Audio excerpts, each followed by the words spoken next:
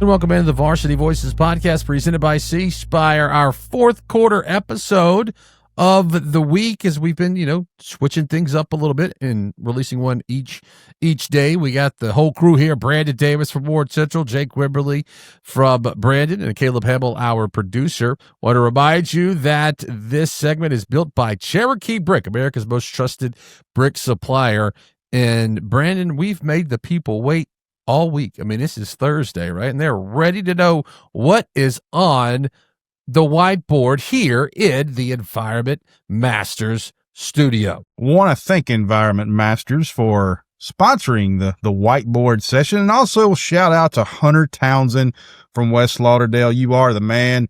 We allowed the people to speak, Uncle Breck, and here they are. They wanted to hear top WRASSLIN finishing moves. And it's only appropriate because we're getting close to the playoff time, and some of you are in tough regions and you need that one final move to put them away to get into the playoffs. So we're going to talk about some finishers as we get into, and you guys can see my board, but I'm going to go over them with you. But I had to start because there's so many, and I'm a huge WRASSLIN fan. I love WRASSLIN football, anything redneck. That's me. You probably know that.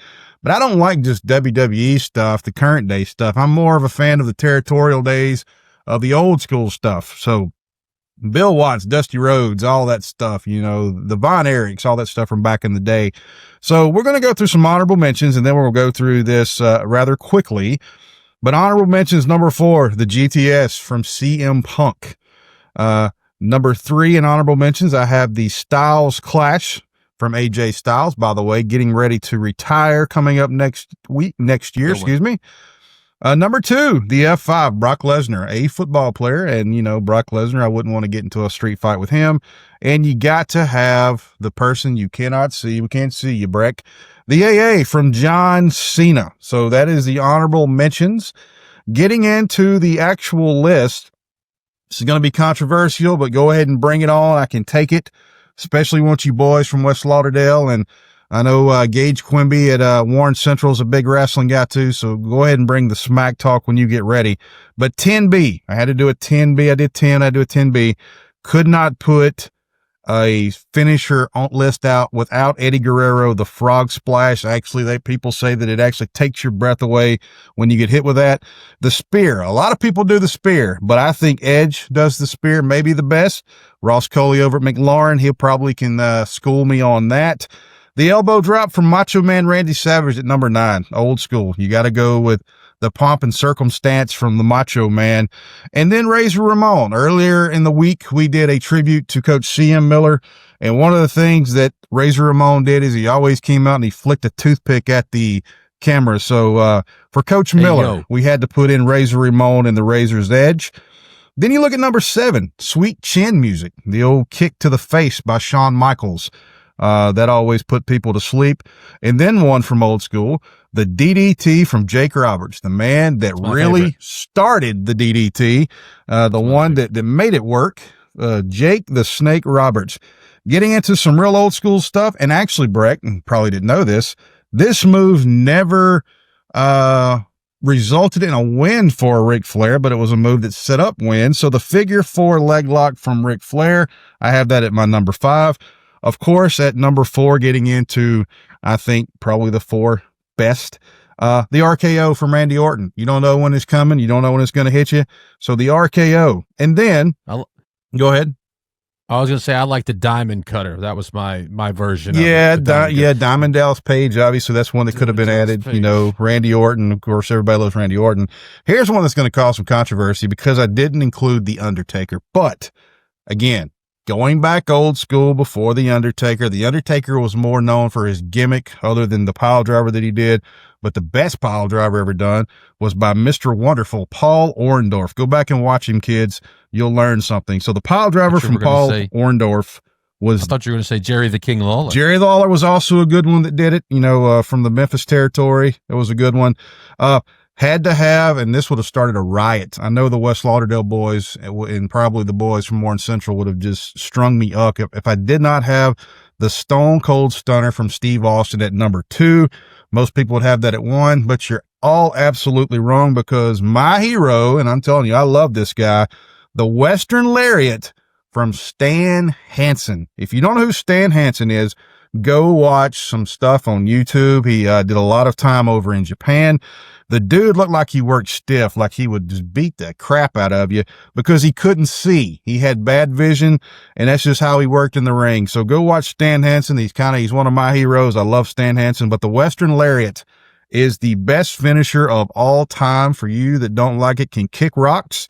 But that is what's on my Enviromaster board this week. Thank you all for watching, and thank you for your comments. One that we are going to have next week, getting close to the Halloween season, we got to talk about Halloween candy. So if you got a suggestion, send it our way, and we will talk about it next week on the Enviromaster whiteboard. Why did the Thunder Spiral Slam make the top 10? Thunder Spiral Slam. Yeah. Who did the Thunder? I was thinking Crossface Chicken Wing by Bob Backlund. Bob Backlund, Crossface Chicken Wing is a good one. But my favorite was the DDT. When like me and my buddies and my cousins were wrestling, I was the DDT, but more of you remember Raven? Oh, yeah. The even flow DDT. That was more mine than what Jake the Snake put out. But when I taught my nephew wrestling moves at Christmas one year, me and my cousins were there, we're teaching wrestling moves. I said, the first two you need to know. The first one's a DDT. The second one's the diamond cutter. And then the third one, the first submission I showed him was the full Nelson. Oh, yeah. Right. You got or the master lock, whatever you want to call that. Yeah. I tell you, I would think, looking at Jake Wimberly, I would think that if he had a finisher, his finish move would be something similar to what Rey Mysterio, the 619. I just see it. That's kind of what I think Wimberly would do. Just the 619 and laugh at you, and yeah. Okay, yeah. 619. What about Jarrett Schatz? He's not here to defend himself. So what does Jarrett Schatz do? He would Thunder Cold Strike. I don't know. I think you'd run away. I just made that up.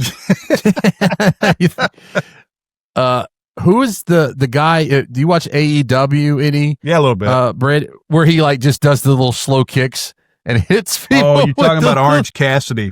Yeah, he just is like. He just kicks him like this. Yeah. That's his finishing move. That's what Jarrett Schatz would do. That actually would be Caleb Hamill, because he would catch you by surprise and then he's going to hit you with a clothesline or something. That just seems like sneaky stuff Caleb would do. So, but Schatz would probably run away, That's what Schatz would be. Paul Heyman, right? Run his mouth, absolutely. Yeah. Little sneaky manager over there. Oh, yeah. Well, since we were going with WRASSLIN this week for the Environment Master Studio, I had to bring out the OG right here, right there.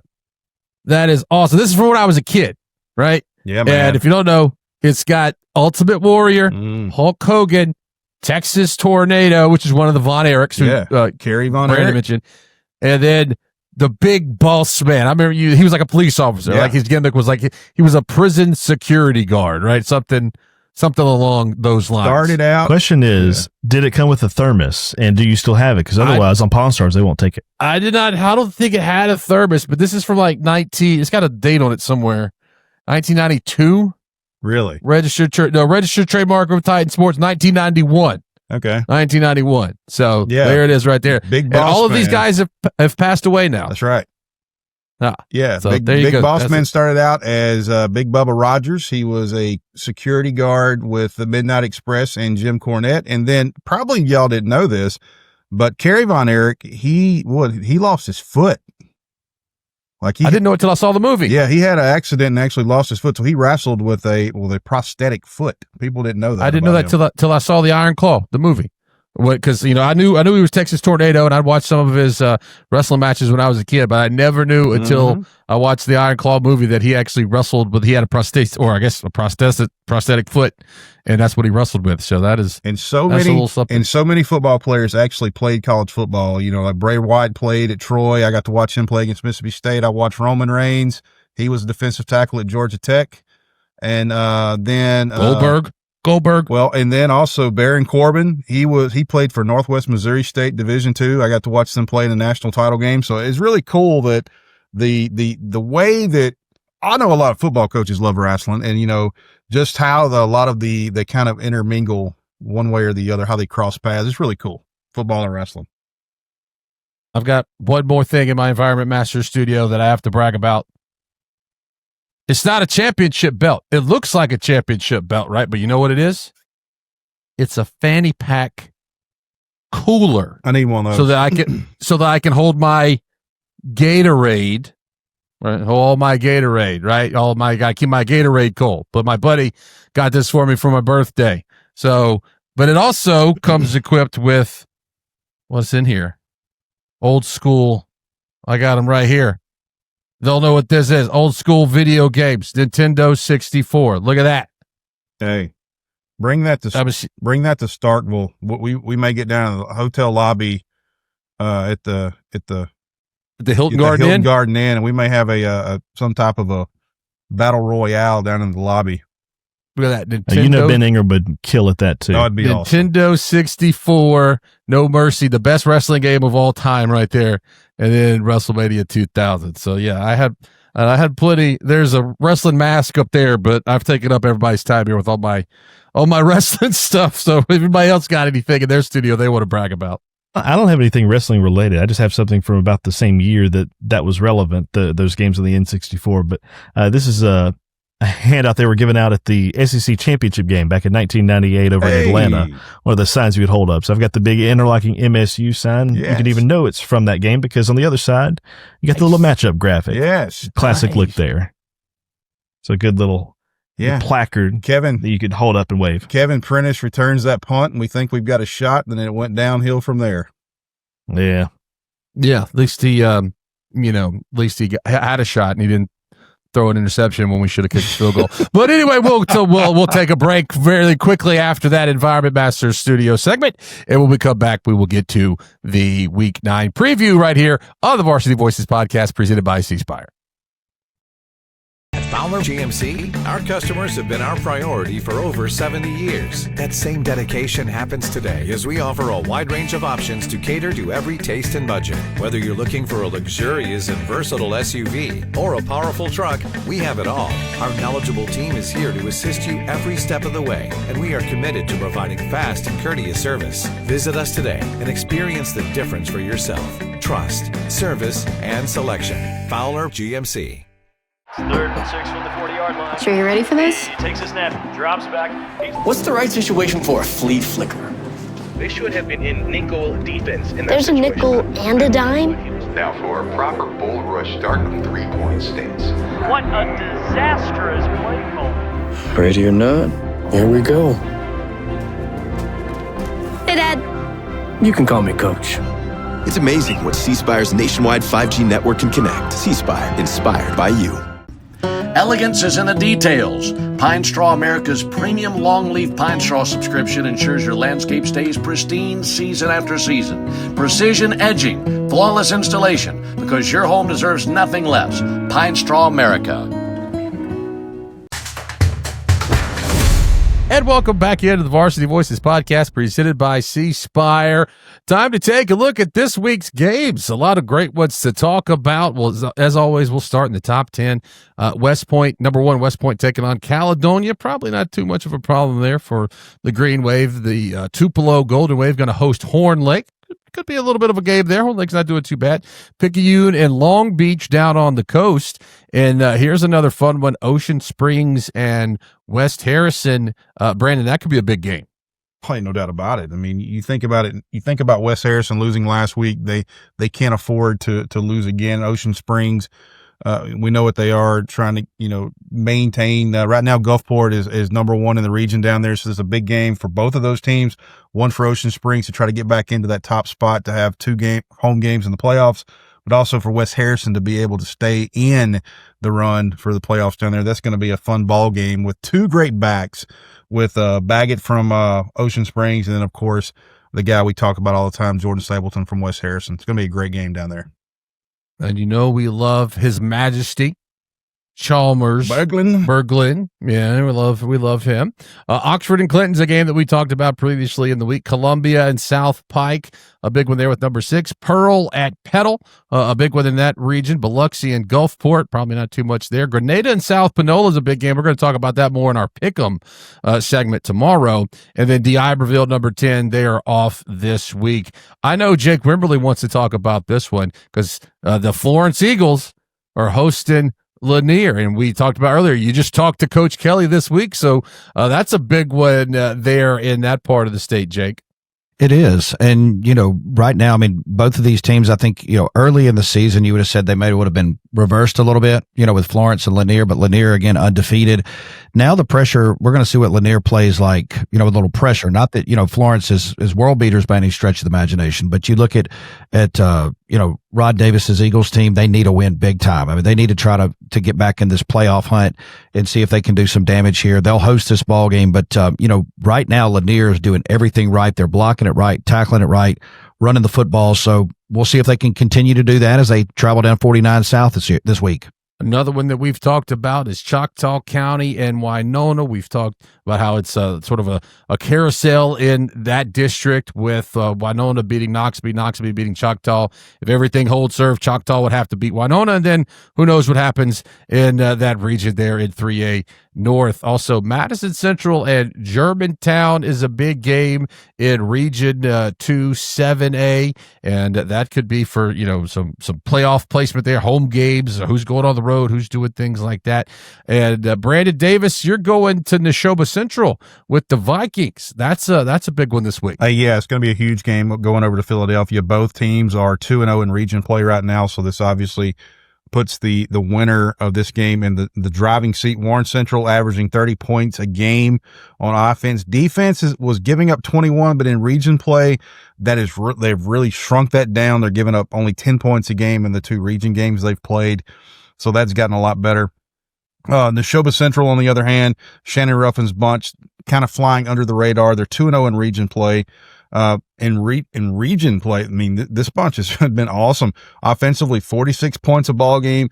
Defense has struggled a little bit. They're giving up about 32 points a ball game in defense. They are 0-2 against Warren Central, but these guys come off a big win, Jake, last week against Canton, 56-50. And I really like Dentrarius Loggins, the running back, 11 touchdowns on the year. And I think if you're Warren Central, you've got to be concerned. This is going to be the first long travel game that you've had. And you got to see, how are these kids going to get off the bus ready to play? It's about 2.5 hours from Vicksburg over there to Philadelphia. So anxious to see if they take it a business-like approach. But yes, you're right, Breck, a huge game. The winner of this one is going to be in the driving seat for Region 2 in 6A North. Was at Neshoba Central to open the year. Brandon, they're going to put you on top of the press box. It's supposed to be cold this week, so take a jacket. Ready. And take a toboggan for that bald head you got right there. You keep it warm. Trust me, I know a little bit about that. But what I'm excited about here locally, Ethel and Nanawaya. This one's for potentially first place in the region. Nanawaya is undefeated in the region 3-0. Ethel coming in at 2-1. And so we talked previously in the week about Ethel getting the win over Noxapater, close win there. So as I said, this one could play out if Ethel's able to get a win over Nanawaya. You're looking at a 3-way tie between Ethel, Nanawaya, and Leake County sitting at 3-1 going into the last week of the regular season. But that's going to be a big game. That one's over in Nanawaya. So Coach Junior Graham going over there to take on the Warriors. A big one up in North Mississippi, Hamilton and Baldwin. We talked about Baldwin as far as our 2A favorites out of the North. And Caleb, another one going on down south that, kind of your neck of the woods, South Jones and Brookhaven. Yeah, guys, this is one that we've had circled for a little while, ever since we saw South Jones kind of reach that pinnacle. They beat West Jones. They kind of ride through up until they faltered last week. But this is a game where Anquan Jackson is going to be back after being suspended for the 2 games after Long Beach. So this is going to be that offensive weapon that South has been missing the past 2 weeks, which, crazily enough, South beat Sumrall 2 weeks ago without a touchdown score, just 2 field goals and a 6-0 decision, but continue that bad streak of no touchdowns scored by their offense against North Pike, hoping to change that moving forward. But this is a Brookhaven team that, when we saw against Laurel, can have some issues. They only scored 14 against the Golden Tornadoes and what ended up being a 14-6 finish. So this game is at Brookhaven, and we'll see. Could be anyone's ball game. Another one we're going to talk about in our pick'em is Shannon and Itawamba AHS, a big one up in that region. And of course, we can't forget about Jake and Brandon going down to Oak Grove this week, and a huge one. Jake with Brandon still fighting to make sure they get in the postseason. No, it is. And look, this is always a grudge match between the Warriors and the Bulldogs. And, right now you got to like the way Oak Grove is playing. I mean, I know they lost to Petal on a very tough game a couple weeks ago, but I mean, they're going to score points. It's one of those teams where, you can't stop them. You can only hope to slow them down. And again, it's another opportunity. This Brandon defense will play well. It's just what happens with that Brandon offense, and do they do enough? Can they muster enough to try to grab a win on the road this week? It'll be fun to see. I will say this about that stadium at Oak Grove, Jake, go down about an hour early so you can make that climb up to the top. Dude, I thought the highest point in Rankin County was the Brandon press box, but the highest point in the entire state is Oak Grove's press box. So, plan accordingly. Yeah, take you some extra Gatorade, right, that I keep in my championship wrestling belt. But another one we're going to talk about in the pick'em, Brixton at Taylorsville, and we've talked yesterday about how Taylorsville's kind of on a run, and a big one down in 3A. Raleigh is taking on Seminary.